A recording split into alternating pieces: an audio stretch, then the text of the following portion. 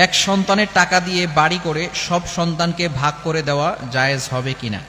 খুবই গুরুত্বপূর্ণ প্রশ্ন। বর্তমানে প্রবাসী ভাই যারা আছেন, যারা বাহিরে অক্লান্ত পরিশ্রম করেন, যারা বাহিরে আছেন তারা বুঝেন কতটা কষ্ট করেন, কতটা পরিশ্রম করেন।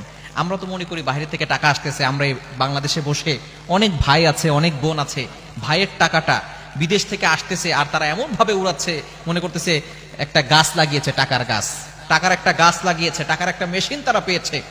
কষ্ট করে পরিশ্রম করে বাহিরে তারা পরিবার থেকে দূরে সরে গিয়ে, তারপরে বাবার থেকে দূরে সরে গিয়ে, মায়ের থেকে দূরে সরে গিয়ে, সকল ভালো মানুষগুলোকে, ভালোবাসার মানুষগুলোকে দূরে রেখে এক দেশ থেকে অন্য দেশে গিয়ে পরিশ্রম করছে, অক্লান্ত পরিশ্রম। ঈদের সময় ঈদ উদযাপন করতে পারে না, কতটা কষ্ট তাদের। এই প্রবাসী ভাইয়েরা টাকা দেয়, এই টাকা পয়সা দিয়ে বাবা সম্পত্তি করে এরপরে যদি তার সন্তানকে, সকল সন্তানকে সব ভাগ করে দেয়, এটা কিন্তু ইসলাম সাপোর্ট করবে না। ইসলাম এটাকে জায়েজ করে না। একজনের টাকা দিয়ে, হ্যাঁ বাবা মাকে সে দিবে ঠিক আছে, কিন্তু তার টাকা দিয়ে সবাইকে ভাগ করে দেওয়া, এটা ইসলাম সাপোর্ট করে না।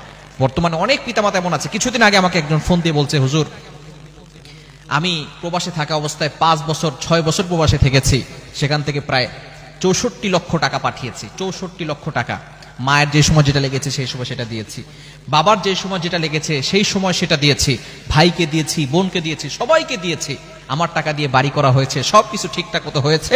যখন আমি আসছি, আসার পরে আমি সবাইকে যখন সবকিছু দিয়েছি, আসার পরে আমার মা বলে আমি নাকি তাকে কিছুই দেইনি, আমার বাবা বলে আমি নাকি তাদেরকে কিছুই দেই নাই।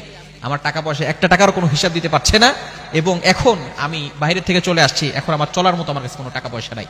এজন্য প্রবাসী ভাইরা যারা আছেন, অনেক কষ্ট করেন, অনেক পরিশ্রম করেন, আপনার নিজের জন্য কিছু করবেন, অবশ্যই আপনার নিজের জন্য কিছু করবেন। অবশ্যই বাবা মাকে দিবেন, মাকে দিবেন, বাবাকে দিবেন, আপনার ভাইকে দিবেন, আপনার বোনকে দিবেন। আপনার টাকা আপনি ইনকাম করছেন, আপনার পরিশ্রমের টাকা আপনি সবাইকে দিবেন, কোনো সমস্যা নাই। তবে আপনি নিজের জন্য কিছু করবেন, কারণ টাকা পয়সা না থাকলে কিন্তু আপনি কঠিন বিপদে পড়ে যাবেন। টাকা পয়সা না থাকলে আপনাকে কেউ পাত্তা দিবে না। বর্তমানে একটা কথা আছে, টাকা পয়সা না থাকলে ছেলেমেয়েরাও আব্বা বলে ডাকে না। হ্যাঁ, আমাদের আশেপাশে কিছু বাচ্চারা বলে আর কি, যে টাকা পয়সা না থাকলে কি করে না, ছেলেমেয়েরাও বাবা বলে ডাকে না। তো টাকা পয়সার দরকার আছে। আপনি অসুস্থ হয়ে পড়বেন, লক্ষ টাকার দরকার, 1 লক্ষ 2 লক্ষ টাকা লাগবে আপনার চিকিৎসার জন্য, তখন আপনার কাছে কেউ আসবে না টাকা দিতে। এজন্য আপনার নিজেরও কিছু দরকার আছে, নিজের কিছু প্রয়োজন আছে।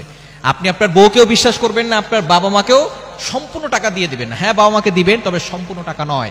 অনেক প্রবাসী ভাইরা আছেন, বউকে সব টাকা দিয়ে দিছে, সব টাকা বউর অ্যাকাউন্টে পাঠাইছে, বউ আরেকজনকে নিয়ে ভাগালপুর। আছে না নাই? খবরদার, এরকম করবেন না। আপনি নিজের জন্য করবেন। আপনি পরিশ্রম করছেন, সবাইকে দিবেন ঠিক আছে, বাবা মাকে দিবেন, যথেষ্ট পরিমাণ দিবেন, যা লাগবে তাই দিবেন, কিন্তু আপনার নিজের জন্য কিছু করে রাখবেন, যাতে করে আপনি বিপদে পড়লে আপনি আপনার টাকা দিয়ে বিপদ থেকে উঠে আসতে পারেন। এজন্য প্রবাসী ভাইরা যারা আছেন, তাদের কষ্টটা একটু বুঝবেন, তাদের কথাগুলো একটু চিন্তা করবেন। যারা আমরা দেশে আছি, আমরা মনে করি তারা তো টাকার মেশিন হয়ে গিয়েছে, তারা টাকা পাঠাচ্ছে, আমরা সেই টাকা দিয়ে এনজয় করছি, আমরা সেই টাকা দিয়ে মাস্তি করছি, কিন্তু তারা অক্লান্ত পরিশ্রম করছে।